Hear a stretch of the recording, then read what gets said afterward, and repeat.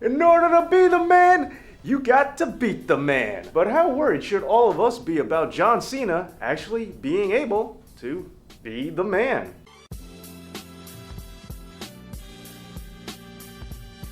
With John Cena recently saying that he is coming for Ric Flair's 16-time world title record, a lot of wrestling fans are just dreading the mere thought. Even Jon Stewart attacked Cena at SummerSlam 2015 to make sure that John Cena did not tie the 16-time record. But why is everyone from former Daily Show host to your average fanboy freaking out? And is there any real reason to be worried? Well, to get to the bottom of this, let's discuss what we mean by title win, which is not as cut and dry as you might think. Well, first off, we know this is not exclusive to WWE title wins, because if it was, then Ric Flair would only have 2. So if we're willing to include Ric Flair's outside company wins, then I guess we also have to take a look at John Cena's. That's only fair. The Doctor of Thugonomics actually started off as the prototype in UPW, where he actually captured the Ultimate Pro Wrestling Championship. After that, he moved on to WWE's then developmental territory, OVW, where he won the Ohio Valley Wrestling Championship as well, giving him an additional 2 championships, which brings him to a grand total of 17. I guess that means he's already done it. John Cena has already beaten Ric Flair's 16-time world title record. Well, not exactly.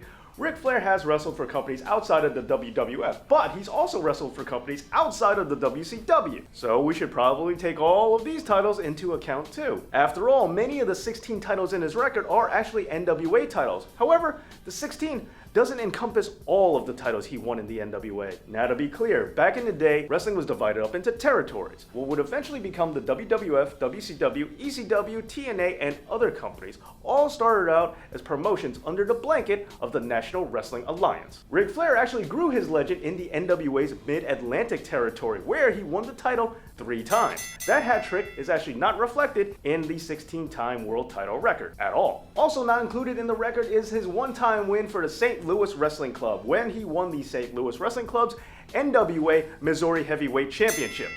However, even though it is the highest belt that the St. Louis Wrestling Club had to offer, it's not exactly a world title. I mean, the Missouri Championship isn't even a national title if you think about it. And geographically speaking, if we're counting a state championship, then we should probably also start looking at United States championships, which are encompassing a whole lot more area. And if that's the case, then John Cena and Ric Flair both have way more championships to include in their records. But even the St. Louis Wrestling Club did acknowledge the NWA World Title as the world title. So even though the Missouri Championship was their highest honor, they still bow down to the belt of their parent company, a lot in the same way the NXT title is viewed today. Well, now with that being said, I guess we can eliminate all regional titles because they're not world titles. And I guess that is what the record is actually looking at. So we revert back to our original numbers.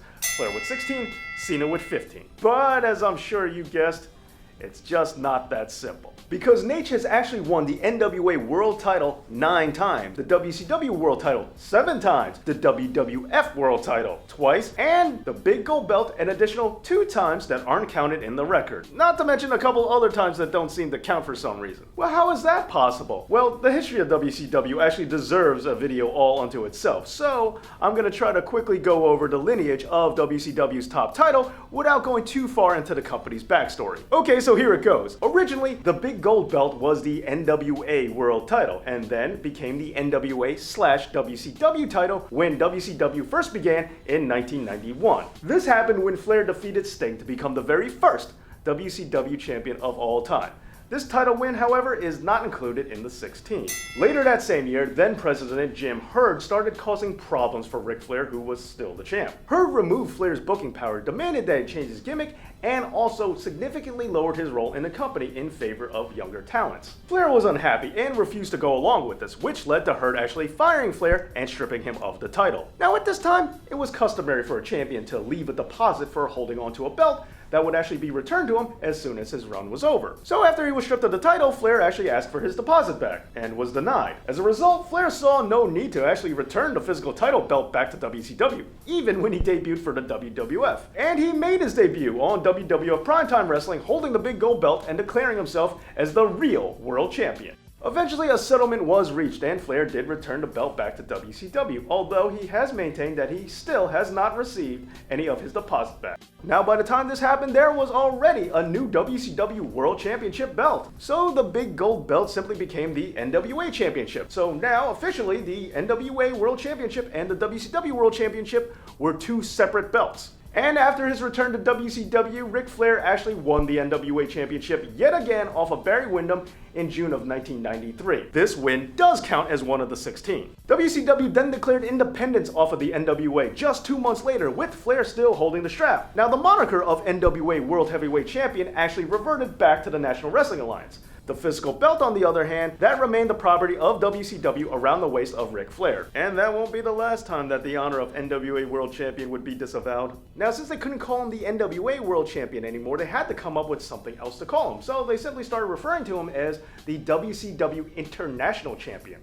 The change from NWA World Champion to WCW International Champion, on the other hand, that is not acknowledged as one of the 16. Now fine, I could see that as a mere technicality. However, Flair did lose the title, only to win it back yet again. That second win, however, does not count as one of the 16, even though it's the same physical belt. And sure, WCW International was just an excuse for them to hold on to the big gold belt, but it was the highest honor that WCW International had to offer, and it did give them a reason to start interacting with more international talent, like Masahiro Chono and the Great Muta. And the international title would eventually merge back with the WCW World title, leaving the big gold belt as the official strap to represent WCW. So from this point on, big gold belt wins definitively count once again as official title wins. Okay, so now we know some of Ric Flair's NWA World title wins and some of his WCW World title wins count as the same world title win, but others don't. And yet there's still a lot more controversy. Now, back in the day before the internet and live streaming video, American wrestling companies used to go to other countries all the time to have matches that American audiences would never get to see. Because of this fact, and as a sign of respect to your hosting country, it wasn't out of place to have your champion lose to the local hero. Since Ric Flair was already a heel, this made the process all the more natural. Then just make up some reason why your champ gets the belt back and American audiences will be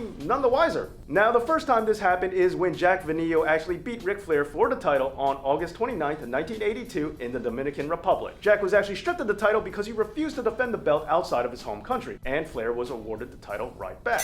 Next was the legendary Carlos Colon, who won the title on January 6th, 1983 in Puerto Rico. Later that same month, Ric Flair actually won the title back in Miami. But this win doesn't count as one of the 16 since Ric Flair lost the belt outside of the US. Then Victor Hovica beat Ric Flair February 8th, 1983, only to have the decision reversed 3 days later because his feet were on the ropes. Then somehow during this 3-day period, Ric Flair actually lost the title again that he already lost to the Midnight Rider. The Midnight Rider was a masked wrestler who suspiciously looks and sounds a lot like Dusty Rhodes, but definitely is not Dusty Rhodes. Now, at this time, the NWA said a masked wrestler could not hold the world title unless he revealed his identity. The Midnight Rider refused, and Flair was once again crowned champion. On a completely unrelated note, Dusty Rhodes was kayfabe suspended at the time and looking at severe consequences should he appear during his suspension. Flair also lost it again to Harley Race the following year, and even though both men are American, because the laws happened in New Zealand, it was completely retconned and doesn't count. And then another reverse decision had Flair lose the title to Dusty Rhodes only to win it right back. And he also lost the title to Tatsumi Fujinami March 21st, 1991. Then Flair won it back May 19th, 1991. WCW counted this, but WWE does not, for some reason. And finally, Ric Flair and Ricky the Dragon Steamboat ended a championship match with a double pin April 17th, 1994. After that, the belt was vacated. Then on April 21st, Ric Flair beat the Dragon on an episode of WCW Saturday Night. WWE does not count this title win and just considers this reign to be a continuation of the previous. All in all, Ric Flair has even referred to himself as a 21-time world champion, but that doesn't even cover all of the world title wins that we've just talked about. Oh, and that reminds me, on one last side note, recently the NWA actually said they would start acknowledging some of these previously ignored title wins. And allegedly the plan to do so came from some endorsement from Ric Flair himself. So this would mean that Ric Flair is up to 21. Harley Race would also get an additional title reign, as well as Jack Venillo, Carlos Colon, Victor Hovica, and Tatsumi Fujinami, all finally getting the recognition that they deserve. And the other spin to this is that the NWA, the National Wrestling Alliance, gets to fully acknowledge their world title as an actual world title. The logic behind this is that by ignoring title wins that happen outside the United States, it takes away from the belt truly being a global championship.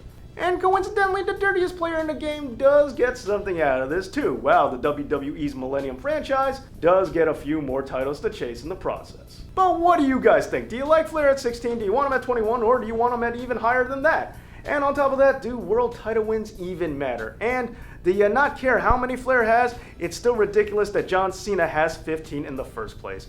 What are your thoughts? Let me know in the comments. And please don't forget to like, share, and subscribe. Also, check me out on patreon.com. Be a Dave Knows Wrestling Champion. Thank you again for watching. And as always, this has been Dave Knows. Believe it or not, I actually called that Jon Stewart interference right in the beginning of SummerSlam. But hey, what are you gonna do, alright? Yeah, no one cares if you predict anything early, alright?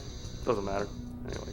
So thanks again for watching the video. Yeah, and totally check me out on patreon.com. Also, check out some of the other videos. And I hope you really like what you saw, and there's plenty more to come. So check me out every Thursday, brand new videos, also bonus videos every once in a while too. So keep your eye out for that. Thanks again, Dave Knows.